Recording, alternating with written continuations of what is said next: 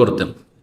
মা আয়েশা রাদিয়াল্লাহু তাআলা আনহা বর্ণনা করছেন, সহিহ বুখারী মুসলিমের হাদিস, কানা ইয়া রাসূল ইয়াকুলু ফি রুকুইহি ওয়া সুজুদিহি, রুকুতে সিজদাতে দুটোতে একটি তাসবিহ করতেন, আগে ঘর আর পরে পর।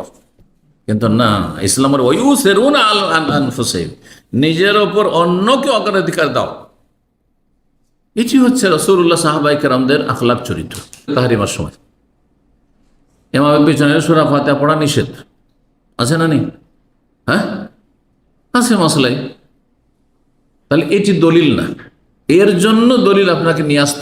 আসসালামু আলাইকুম রহমতুল্লাহ বারাকাতুহু। না, সাপ্তাহিক যে বিষয় ভিত্তিক হয়ে থাকে তারই আমরা আজকে ধারাবাহিকতায় বিশেষ একটি গুরুত্বপূর্ণ বিষয় নিয়ে আলোচনা করব, যার সম্পর্ক সব সময়ের সাথে আছে। আর বিশেষভাবে এই যে সময়টি আমরা পার করছি, জিলহজ মাসের প্রথম 10টি দিন, এই দিনগুলি সম্পর্কে রব্বুল আলামিন ইরশাদ করেছেন, ওয়াজকুরু ইসমাল্লাহি ফি আইয়ামিন মালুমাত। যারা ঈমানদার মানুষ, ভালো মানুষ, জান্নাতের পথের পথিক মুমিন মুসলিম, তারা আল্লাহর নামের জিকির আজকার করবে, আল্লাহর নাম স্মরণ করবে ফি আইয়ামি মালুমাত, সবার জানা বেশ কয়েকটি দিনে। এ আইয়াম মালুমাত, জানাশোনা কয়েকটি দিন। এই দিনগুলি সম্পর্কে প্রখ্যাত সাহাবী মুফাসসির আব্দুল্লাহ বিন আব্বাস রাদিয়াল্লাহু তাআলা বলেছেন, আইয়ামুল আশর, এটি হচ্ছে জিলহজ মাসের 10টি দিন। আর গুরুত্বপূর্ণ একটি জিকির, যেই জিকির আমরা দৈনিক বিভিন্ন ক্ষেত্রে, কখনো ফরজ, কখনো সুন্নাত, মুস্তাহাব আর নফল, তো যে কোনো সময় গুরুত্বপূর্ণ একটি জিকির, যে জিকিরটি হচ্ছে তাসবিহ। এই ফাজাইলে তাসবিহ নিয়ে একটি আলোচনা করেছে, তাসবিহর ফজিলত, মহত্ব, গুরুত্ব নিয়ে। আজকে তাসবিহর আরেকটি দিক নিয়ে আলোচনা করব, যাতে করে বিষয়টি পূর্ণ হয়। তা হচ্ছে তাসবিহর ক্ষেত্রগুলি, কোন কোন ক্ষেত্রে আপনি তাসবিহ করবেন। আমি আমার লেখাপড়ার মাধ্যমে 15টি জায়গা আপনাদের জন্য নিয়ে এসেছি। 15টি ক্ষেত্র রয়েছে যেখানে তাসবিহ করা কখনো ফরজ, কখনো সুন্নাত, কখনো মুস্তাহাব আর নফল। এই জায়গাগুলি আমরা দেখি। এখানে আপনাদেরকে বলবো, যারা আমার আলোচনা শুনবেন, শোনার সময় দেখবেন লক্ষ্য করে যে 15টি জায়গার মধ্যে যে জায়গাগুলি আমি উল্লেখ করছি, এখন করতে যাচ্ছি, কতগুলি জায়গায় আপনি তাসবিহ করেন। আর হয়তো বেশ কিছু জায়গা আছে যে তাসবিহ করা, সুবহানাল্লাহ পড়া সুন্নাত, কিন্তু আপনি করেন না হয়তো। তাহলে এই ঘাটতি আপনার আমলে আছে, সেই ঘাটতিটা আশা করি পূরণ করবেন। এটি বড় গুরুত্বপূর্ণ দিক। আর শুনে নেওয়া যথেষ্ট নয়, উদ্দেশ্য হচ্ছে আমল করা। নিঃসন্দেহে অধিকাংশ মুসলিম ভাইরা যারা দিন ভালোভাবে মোটামুটি পালন করে, তারাও অনেকেই এই সবগুলি জায়গায় তাসবিহ করেন না। অহরহ ওই সময়গুলি আমাদের সামনে দিয়ে পার হচ্ছে, কিন্তু সেই সময়গুলিতে তাসবিহ করা যে সুন্নাত, সুবহানাল্লাহ পাঠ করা, তা করছেন না। তাহলে এই যে সুন্নতে আমাদের ঘাটতি রয়েছে, সেটা করবেন। আশা করি ফরজে তাসবিহ যে ফরজ, সেই ক্ষেত্রে ঘাটতি নেই, কারণ জানা আছে যে এই তাসবিহ যদি না করি তো আমার এই ইবাদতটি কবুল হবে না। কিন্তু সুন্নতের ক্ষেত্রে অবশ্যই আমাদের অনেকের অজানা রয়েছে, অনেকের জানা আছে কিন্তু উদাসীনতা রয়েছে। হ্যাঁ, হয়তো খেয়াল করলেন না, আপনি বেখেয়াল থেকে গেলেন, ইচ্ছা করেন নাই, অথচ হয়তো আপনার মাসলা জানা আছে, বিষয়টি জানা আছে যে এই ক্ষেত্রে তাসবিহ করা সুন্নাত। সুতরাং কথা না বাড়িয়ে, যেহেতু বিষয় বেশ লম্বা, যদি এক একটির দলিল যদি আমি পেশ করি তাহলে যথেষ্ট সময় লাগবে। তবে দলিলবিহীন কথা যেহেতু বলি না, সেই জন্য দলিলগুলির হাওয়ালা, বরাত, রেফারেন্স আপনাদেরকে বলে দেব। যাতে করে সংক্ষেপে হইলেও কিছুটা জানা থাকে যে এর দলিল কোন আয়াতে আছে অথবা হাদিসে আছে। দলিল মানুষের কথা নাই, দলিল হচ্ছে আল্লাহ রাব্বুল আলামিনের কথা, কাল আল্লাহ কোরআনে কারীম, অথবা দলিল হচ্ছে কালা রাসূলুল্লাহ সাল্লাল্লাহু আলাইহি ওয়াসাল্লাম, রাসূলুল্লাহ সাল্লাল্লাহু আলাইহি ওয়াসাল্লাম যা বলেছেন। আল্লাহ এবং তার রাসূল সাল্লাল্লাহু আলাইহি ওয়াসাল্লামের কথা ছাড়া যে কোনো ব্যক্তির কথার জন্য দলিল লাগে। আল্লাহ এবং রাসূল সাল্লাল্লাহু আলাইহি ওয়াসাল্লামের কথাই হচ্ছে দলিল, তার জন্য দলিল লাগে না। কিন্তু যে কোনো ব্যক্তির কথা যদি বলে যে অমুক এটা বলেছেন, সেটি ইসলামী আমল হিসাবে, শরিয়া হিসাবে এটি সুন্নাত বলেছেন, দলিল। এই কথাটি যারা মযহাবী গোঁড়ামিতে ডুবে আছেন তাদের জন্য এটি হচ্ছে মহা ঔষধ। যে কোনো যতই বড় ব্যক্তি হোক না কেন, তার কথার পেছনে দলিল আছে কিনা এটা দেখতে হবে, তার কথা দলিল নাই। উদাহরণস্বরূপ আবু হানিফা রাহিমাহুল্লাহ যদি বলে থাকেন যে রফা দেন শুধু তাকবীরে তাহরিমার সময়, ইমামের পিছনে সূরা ফাতিহা পড়া নিষেধ, আছে না নেই? হ্যাঁ আছে মাসলাই। তাহলে এটি দলিল না, এর জন্য দলিল আপনাকে নিয়ে আসতে হবে যে কোন আয়াত দ্বারা কোন হাদিস দ্বারা প্রমাণিত। কথা বলছেন, এর বিপরীত যদি দলিল থাকে তাহলে কথার কোনো মূল্য নেই।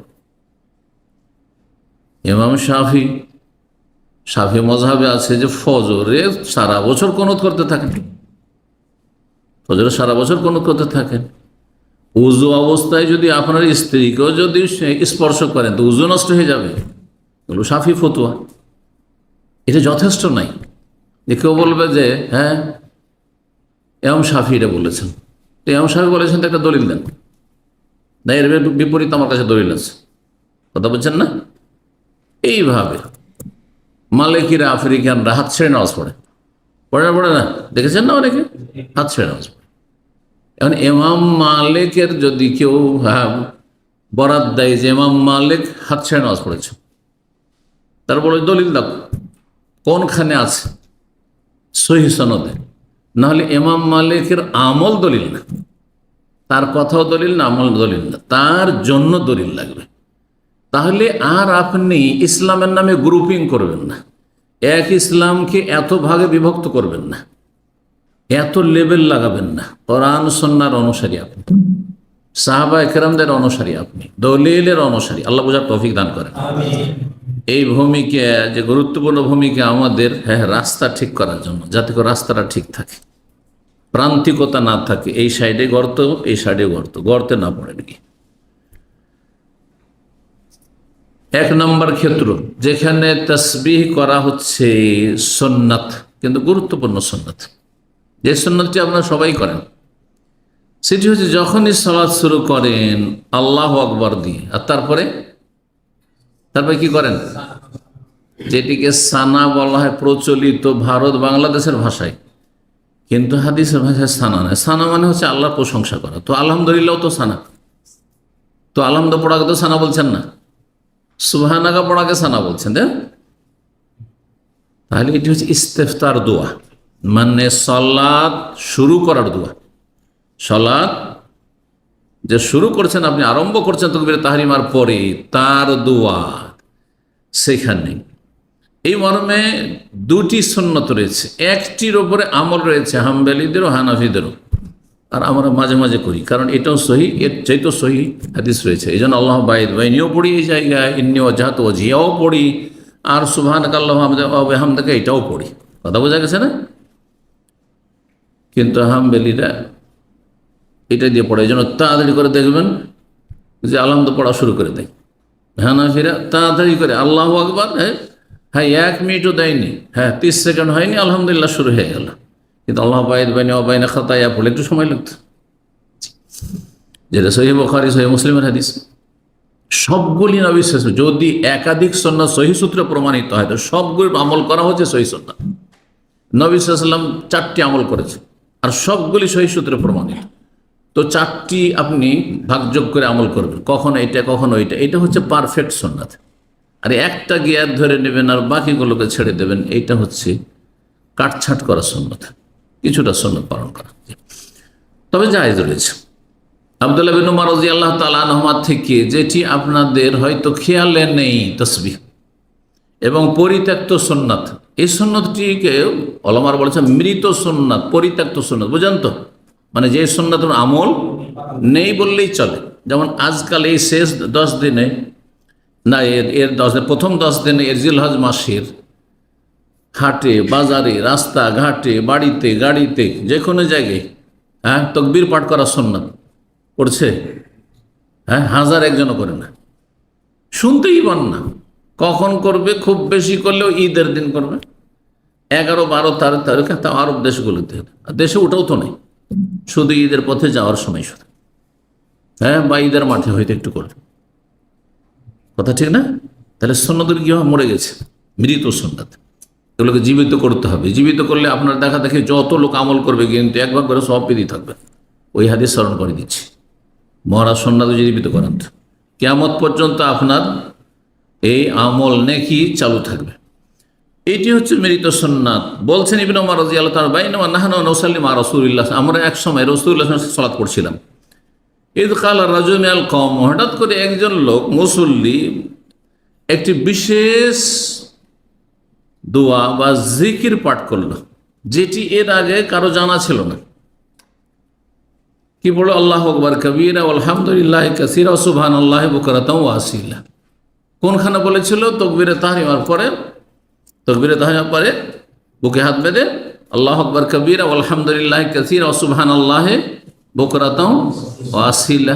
দেখি আপনাদের মধ্যে কেউ পড়েন এটা? দেখেন আমল নেই, তার মানে এটি হচ্ছে পরিত্যক্ত সুন্নাত। এই সুন্নতের মাঝে মাঝে জীবিত করেন। ওই সুবহানাকা কারসানা না পড়ে মাঝে মাঝে ছেড়ে, একবারে পড়িয়েন না, না মাঝে মাঝে ছেড়ে আল্লাহ বাইদবানি মাঝে মাঝে ছেড়ে এটি পড়ে, তাহলে সুন্নতটি একবারে মরে যাবে না। আল্লাহু আকবার কবীরা তাকবীর হয়ে গেল, আলহামদুলিল্লাহি কাসীরা আল্লাহর প্রশংসা হয়ে গেল, সুবহানাল্লাহি বুকরাতাও ওয়া আসীলা। সবগুলি তর্জমা করছি না কারণ সময় নেই সেজন্য। সকাল বিকাল আল্লাহর তসবিহ। রাসূলুল্লাহ সাল্লাল্লাহু আলাইহি ওয়াসাল্লাম সালাম ফেরার পরে বললেন, মানিল কায়লু কালিমাতা কাযা ওয়া কাযা, এই বাক্যগুলি কে বলল পেছন থেকে? কালা রাজুলুন মিনাল কওম, জনৈক ব্যক্তি বলল, আনা ইয়া রাসূলুল্লাহ, আমি বলেছি। কালা আজিবতু লাহা, আমি তো অবাক হইলাম। ফতিহাত লাহা আবওয়াবুস সামা, আকাশের সবগুলি দরজা খুলে দেওয়া হয়েছে, এই নেকি ফেরেশতারা যাতে করে দ্রুত আল্লাহর কাছে নিয়ে যায়, আমলনামা লিখা হয়, আল্লাহর কাছে এই রিপোর্ট পৌঁছে দেওয়া হয়। সহিহ মুসলিমের 943 নম্বর হাদিস। সুন্নতকে জীবিত করার চেষ্টা করতে হবে। দ্বিতীয় যেটি সানার কথা আপনারা বললেন, জি, নবী সাল্লাল্লাহু আলাইহি ওয়াসাল্লাম পড়তেন। আবু দাউদ রয়েছে, নাসাইতে রয়েছে, তিরমিজিতে রয়েছে, ইবনে মাজাহ রয়েছে হাদিসটি, বুখারী মুসলিমে নাই। কিন্তু যেই সানাটি আপনারা পড়েন, আমি মাঝে মধ্যে পড়ি, বা হানাফিরা পড়ে, বা হানাফিদের কাছে শুধু ওইটি শিখি, ওইটা ছাড়া অন্যগুলো জানি না আর আমলও করেন না, সেটি বুখারী মুসলিমে নেই, আছে আবু দাউদ, নাসাই, তিরমিজি, ইবনে মাজাহ আছে, হাদিস সহিহ, আমল করতে পারে। কি? সুবহানাকা তাসবিহ দিয়েছেন, আল্লাহুম্মা ওয়া বিহামদিকা ওয়া তাবারাকা ইসমুকা ওয়া তাআলা জাদ্দুকা ওয়া লা ইলাহা গায়রুকা। সুবহানাকা, আল্লাহ তোমার পবিত্রতা ঘোষণা করছে। ক্ষেত্র একটি এতক্ষণ হইল। 2 নম্বর ক্ষেত্র রুকু এবং সিজদার তাসবিহ। এই দুটি আলাদা আলাদা বলতে পারতাম, তাহলে বেশি হয়ে যাবে, 16টি হয়ে যাবে, 15টি আপনাদের সামনে পেশ করব। রুকু এবং সিজদাই 2 জায়গায় সামান্য পার্থক্যের সাথে কিন্তু তাসবিহ। রুকুতে সুবহানা রাব্বিয়াল আযীম, সাজদাতে সুবহানা রাব্বিয়াল আ'লা। সহিহ বুখারী মুসলিমের হাদিস। এবং এছাড়া নবী সাল্লাল্লাহু আলাইহি ওয়াসাল্লাম শেষ জামানায় আরেকটি তাসবিহ করতেন। মা আয়েশা রাদিয়াল্লাহু তাআলা বর্ণনা করছেন, সহিহ বুখারী মুসলিমের হাদিস, কানা ইয়া রাসূল ইয়াকুলু ফি রুকুইহি ওয়া সুজুদিহি, রুকু সিজদাতে, রুকুতে সিজদাতে দুটোতে একটি তাসবিহ করতেন। কি সেটি? সুবহানাকা আল্লাহুম্মা রাব্বানা ওয়া বিহামদিকা আল্লাহুম্মা ইগফিরলি। সূরা ইযা জা নাসরুল্লাহর উপর আমল করি, ফাসাব্বিহ বিহামদি রাব্বিকা ওয়াস্তাগফির, তাসবিহ করো রবের হামদের সাথে, প্রশংসার সাথে, আর আল্লাহর কাছে ক্ষমা চাও। সুবহানাকা তাসবিহ হয়ে গেল, আল্লাহ মাহবেহাম দেখে আল্লাহ প্রশংসা হয়ে গেল, আর কি আল্লাহ মাগফিরলি, আল্লাহ আমাকে ক্ষমা করে দাও। শেষ জামানায় নবী সাল্লাল্লাহু আলাইহি সাল্লাম এটির উপর আমল করেছেন, কারণ আল্লাহ এটি নির্দেশ ছিল এবং ইশারা ইঙ্গিত ছিল নবী সাল্লাল্লাহু আলাইহি সাল্লামকে। এই সূরা নাযিল হওয়ার পরে সাহাবায়ে কেরামরা, বিশিষ্ট সাহাবা আবু বকর, ওমর, তারা উপলব্ধি করেছিলেন যে নবী সাল্লাল্লাহু আলাইহি সাল্লামের ইন্তেকালের সময় ঘনিয়ে চলে এসছে। কারণ আল্লাহ বলছেন যে আপনার বিজয় চলে এসছে, সাহায্য চলে এসছে, আপনার এই যে দাওয়াতে মিশন, এই কাজ শেষ হয়ে গেছে, এখন আখিরাতের সম্বল আপনি সঞ্চয় করুন, তসবিহ করুন, হামদ করুন, ইস্তেগফার করুন। মা আয়েশা বলছেন ইয়াতাআউয়ালুল কোরআন, নবী সাল্লাল্লাহু আলাইহি ওয়াসাল্লাম এই কোরআনের সূরা ইজা জা নাসরুল্লাহর উপরে আমল করতেন, তার বাস্তবায়ন করতেন রুকু সিজদাতে। আর সুবহান রাব্বিল আযীম কি হিসেবে আমল করে পড়তেন? সূরা ওয়াকিয়াতে এবং সূরা হাক্কাতে, দুটি সূরা। ফাসাব্বিহ বিসমি রাব্বিকাল আযীম, রব্বে আযীমের তাসবিহ করো। যখন সূরা আলা নাযিল সাব্বিহ ইসমা রাব্বিকাল আলা, তখন নবী সাল্লাল্লাহু আলাইহি ওয়াসাল্লাম বলেন ইজআলুহা ফি সুজুদিকুম, এর উপর আমল করো সিজদায়। আর যখন ফাসাব্বিহ বিসমি রাব্বিকাল আযীম নাযিল হলো, তখন বলে ইজআলুহা ফি রুকুইকুম, এর উপর আমল করো রুকুতে। এই আয়াতগুলি ইজা জা নাসরুল্লাহর আগে নাযিল হয়েছে। দুটি আমল ঠিক আছে আপন জায়গা। কয়টি ক্ষেত্র বললাম? হ্যাঁ, দুইটি হলো। 3 নম্বর ক্ষেত্র, যখন আপনি নিজে তেলাওয়াত করবেন অথবা কারো তেলাওয়াত শুনবেন, আপনি সালাতের ভিতরে হোক সালাতের বাইরে হোক, সাব্বিহ ইসমা রাব্বিকাল আলা, তার কি বলবেন? হ্যাঁ, উচ্চস্বরে নয়, উচ্চস্বরে যে বলে যান এটা ভুল করে। হ্যাঁ, কিন্তু আপনি মনে মনে বলবেন সুবহান রাব্বিয়াল, কারণ আল্লাহর হুকুম সাব্বিহ বিসমি রাব্বিকাল আলা, তোমার মহান সুউচ্চ সুমহান রবের তাসবিহ করো, সুবহান রাব্বিয়াল আলা। যখন সূরা ওয়াকিয়া, সূরা হাক্কার, সূরা ওয়াকিয়া আয়াত নম্বর 74 এবং সূরা হাক্কার আয়াত নম্বর 96, এই আয়াত নম্বর 52, সূরা ওয়াকিয়াতে 2 জায়গায় আয়াত রয়েছে, ফাসাব্বিহ বিসমি রাব্বিকাল আযীম 74 এবং 96, আর সূরা হাক্কার আয়াত নম্বর 52, ফাসাব্বিহ বিসমি রাব্বিকাল আযীম, মহান রবের তুমি তাসবিহ করো। যখন এই আয়াতটি পড়বেন বা শুনবেন, তখন কি বলবেন? সুবহানা রাব্বিয়াল আযীম, মুস্তাহাব সুন্নাত। 4 নম্বর ক্ষেত্র, সকাল সন্ধ্যার তাসবিহ, সকাল সন্ধ্যায় তাসবিহ।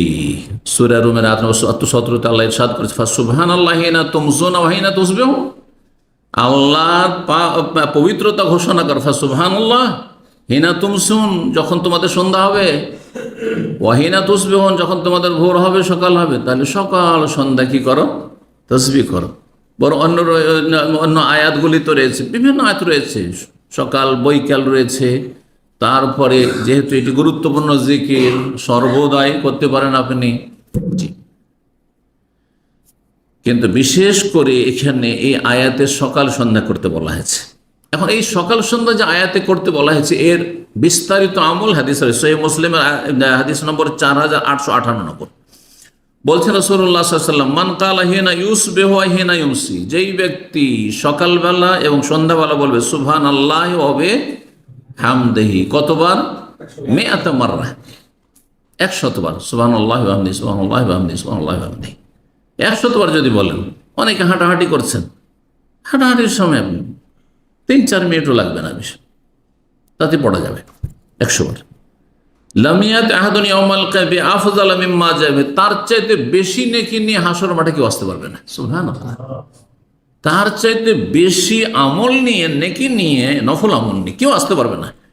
ইল্লা আহাদুন কালা মিসলা মা কাল আও যাদ আলাইহি, তবে কি তার মতোই যদি কেউ বলে বা তার চাইতে কেউ বেশি বলতে পারে।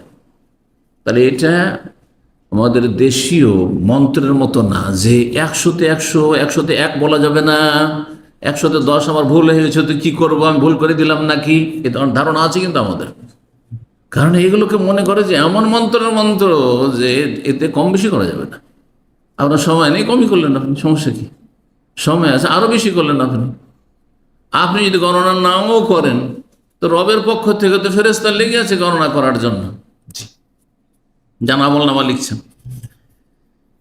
এটি ছিল 4 নম্বর। 5 নম্বর হচ্ছে তাসবিহ, ফরজ সালাতের পরে তাসবিহ আছে না নেই? এটার আমল আছে, খেয়াল করেছেন কি? এগুলো সবগুলো আমল আছে কি? হ্যাঁ, এতক্ষণ পর্যন্ত যে আলোচনা করলাম বলবেন না, কিন্তু দেখবেন যে কয়টা আমল আছে আর কয়টা আমল নেই। যেটা নেই কমপক্ষে, যাদের বেশি আমল আছে দেখেন যে কোনটা আমার মাইনাস আছে, কম আছে, সেই ঘাটতি কমতিটা পূরণ করব। এটি সাধারণত তসবিহ যারা আমাদের দিনী ভাই তারা প্রায় করে বা বোনেরাও করে। এই মর্মে রাসূলুল্লাহ সাল্লাল্লাহু আলাইহি ওয়াসাল্লাম হাদিস আবু হুরায়রা রাদিয়াল্লাহু তাআলা বর্ণিত, তিনি মান সাব্বাল্লাহ ফি দুবুরি কুল্লি সালাতিন ওয়া সালাতিন মাকতুবা, স্পষ্ট। তাহলে ফরজ সালাতের পরে সুন্নতের পরে এই তসবিহ নয়। কতবার তসবিহ?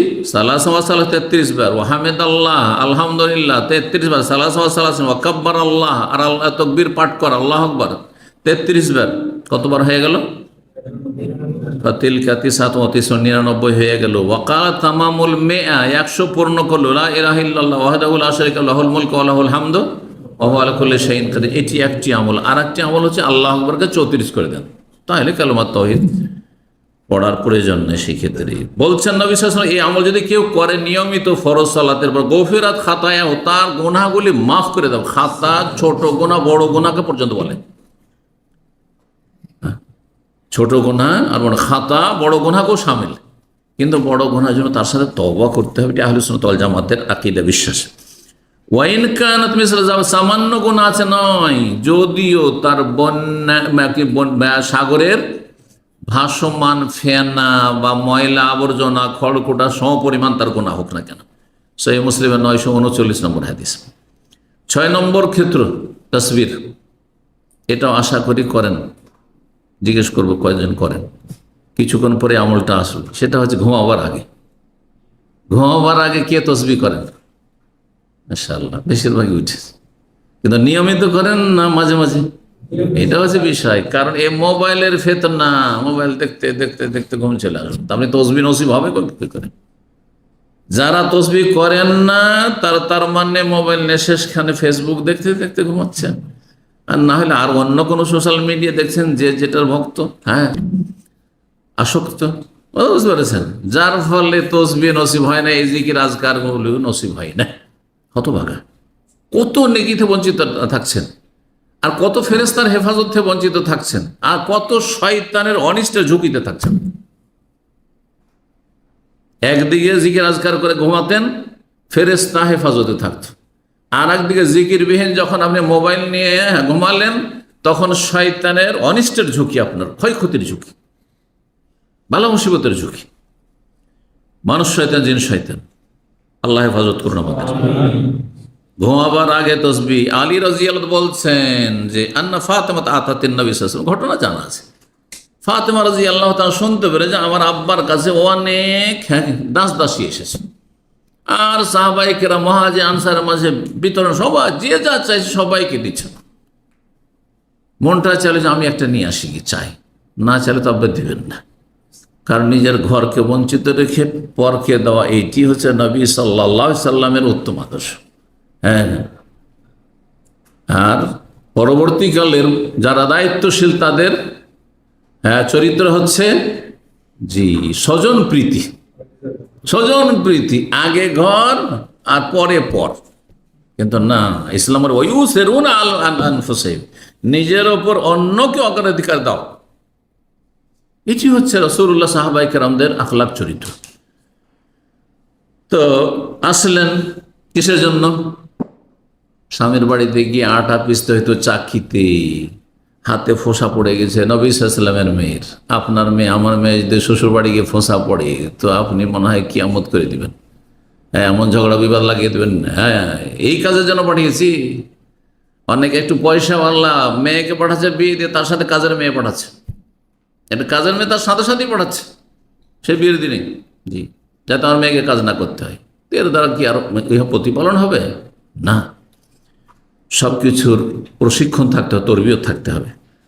তাসকু মাতাল কাফিয়া দেহমিনার রাহা, হাতে যে ফোঁসা পড়ে গেছে, অভিযোগ করার জন্য গেলেন, জানতে পারলেন যে এসেছে দাস দাসী, যাই পাবো, হয়তো পেলেন না আব্বাকে, বাড়িতে ছিলেন না।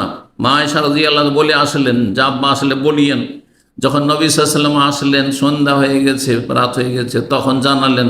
সাথে সাথে মেয়ের ঘরে গেলেন, জামাইয়ের ঘরে গেলেন। জামাই মেয়ে শুয়ে গেছে এসব পরে, তারপরে গেলেন।